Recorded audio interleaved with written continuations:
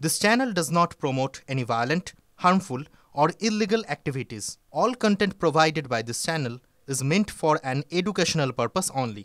তিনি মুখ খুললেই নাকি বিতর্ক তৈরি হয়। মুখ্যমন্ত্রী অবশ্য নির্দেশ দিয়েছেন সংযত থাকতে হবে। এবার হুমায়ুন কবির রাজনীতি ছেড়ে কি ধর্মে মন দিচ্ছেন? তা না হলে হঠাৎ করে মসজিদের কথা বলছেন কেন? হঠাৎ করে মসজিদ কোথায় করবে? না, মসজিদ তো আমাদের নামাজ পড়তে যেতে হয়, 5 ওয়াক্ত নামাজ পড়ার জন্য মসজিদটা হচ্ছে আমাদের ইসলাম ধর্মের সেই আমাদের শেষ নবী হযরত মুহাম্মদ মুস্তাফা সাল্লাল্লাহু আলাইহি সাল্লাম আজ থেকে 1400 বছর আগে যে এই যে কোরআন যেটা প্রতিষ্ঠা করে গেছেন এবং তিনার ইসলাম বিশ্বের ইসলাম ধর্ম অবলম্বী মানুষের প্রার্থনা করার জায়গা হচ্ছে মসজিদ, নামাজ পড়ার জায়গা হচ্ছে মসজিদ। আপনারা সকলেই জানেন যে 1992 সালে 6 ডিসেম্বর একটা ঐতিহাসিক বাবরি মসজিদ যেটা বাবর তৈরি করে গিয়েছিলেন, তো সেই মসজিদটা ধ্বংস হয়ে গেছে। সেখানে রাম মন্দির প্রতিষ্ঠা হয়েছে, সে নিয়ে কোনো কিছু বলার নেই, যেহেতু মহামান্য সুপ্রিম কোর্ট সেটাকে নির্ণয় নিয়েছেন, সিদ্ধান্ত নিয়েছেন এবং বাবরি মসজিদ কমিটিকেও একটা ল্যান্ড দিয়েছেন প্রায় সেই যে স্থানে ছিল বাবরি মসজিদ সেখান থেকে 14 কিলোমিটার দূরত্বে। কিন্তু অনেক দিন হয়ে গেল, আমরা এখনও লক্ষ্য করছি না যে সেখানে বাবরি মসজিদ আদৌ সূচনা হবে, প্রতিষ্ঠা পাবে না পাবে না, সেটা তো ওখানকার ইউপিতে যারা বসবাস করে, অযোধ্যায় যারা থাকেন তেনারা সিদ্ধান্ত নেন। কিন্তু আমি মনে করেছি এখানে যে বাংলায় প্রায় 35% মুসলমানের বাস, 28-29% ভোটারই আছে এখানে, তো তারা নিজের মতো করে তাদের ধর্মচারণ করবে। আমাদের মুখ্যমন্ত্রী বলেন ধর্ম যার যার, উৎসব সবার। তো আমাদের ধর্ম আমরা মসজিদ বানাবো, সেটা তো নিশ্চয়ই কোনো শৃঙ্খলার পর্যায়ে যাবে বলে আমি তো মানি না। এটা আমার ধর্ম, আমি করতে পারি। তো সেইভাবে আমাদের ইসলাম ধর্মাবলম্বী মানুষ কিছু আমাদের ঘরোয়া আলোচনার মাধ্যমে তাদের মাথা থেকে আমাকেই বলা হয়েছিল।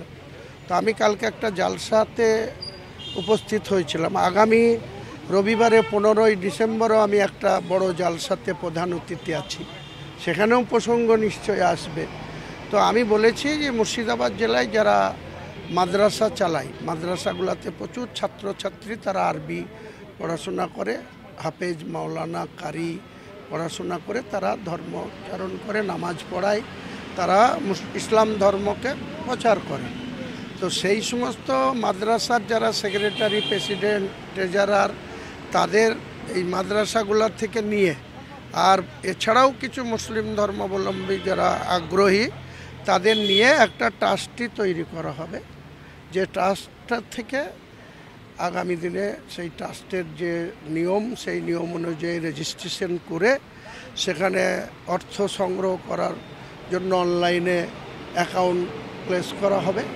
আমার একটা মাদ্রাসা আছে, আমি সেখানে মাদ্রাসারও প্রেসিডেন্ট, আমি একটা মসজিদেরও প্রেসিডেন্ট, তো সেখানেও ট্রাস্টি আছে। সেই ট্রাস্টিতে অনেকজন পয়সা দেয়, আমরা নাই বলতে সেখানে পয়সা ঢুকে যায়, সেই সব পয়সা দিয়ে আমরা সেই সব ডেভেলপমেন্টের কাজ করি।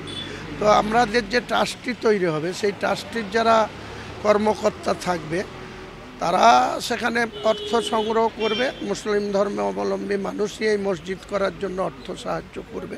বেলডাঙ্গা কেন বেছে নিলেন?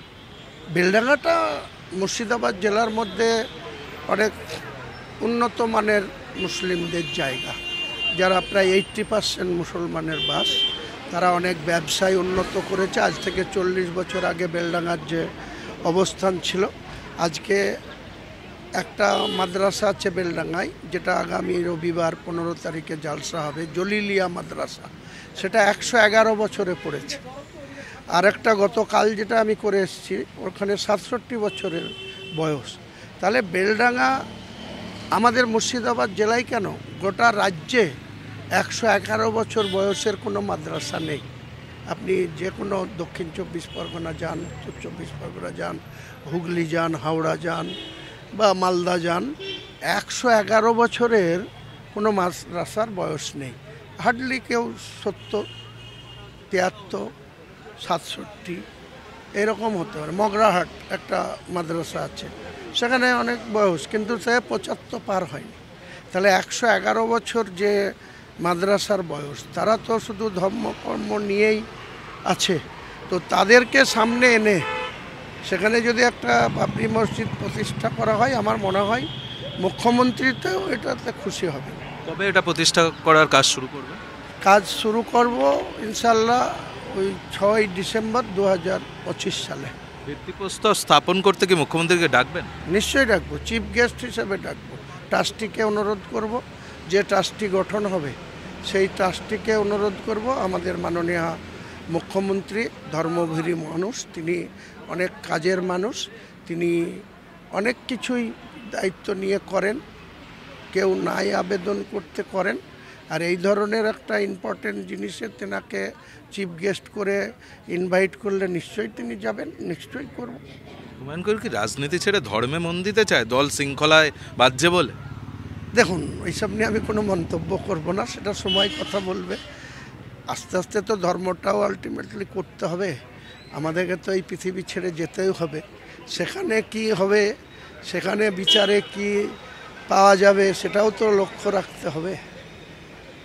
দল তো সংযত থাকতে বলছে, আপনি এই মন্তব্য করলেন, এতে বিতর্ক তৈরি হলো না না, এটা তো আমি দলগতভাবে কোনো মন্তব্য করিনি। আমি একজন ব্যক্তি হিসাবে, আমি আগেই বলেছি, আমি তৃণমূলের বিধায়ক হিসাবে এই কথা বলিনি, এই কথা বলার আমার কোনো ইখতিয়ার নেই। এটা আমি ব্যক্তি হুমায়ুন কবির একজন মুসলিম হিসাবে আমি এই কথাটা বলতেই পারি, সেটাই বলেছি। দল নিয়ে এখন সংযত থাকতে হবে বার্তা দিয়েছেন তৃণমূল নেত্রী নিজেই, আর সে পথেই হাঁটছেন হুমায়ুন কবির। সেই কারণে তিনি বলছেন যে মসজিদের বিষয়টা একেবারে ব্যক্তিগতভাবে বলেছেন, আর ভবিষ্যতে বয়স বাড়ছে, ধর্মকর্মে তো একটু বেশি করে সময়ও দিতে হবে বলছেন ভরতপুরের তৃণমূল বিধায়ক হুমায়ুন কবির। ক্যামেরায় অর্ঘ্য চ্যাটার্জির সঙ্গে প্রদীপ্ত কান্তি ঘোষ, TV9 বাংলা, কলকাতা।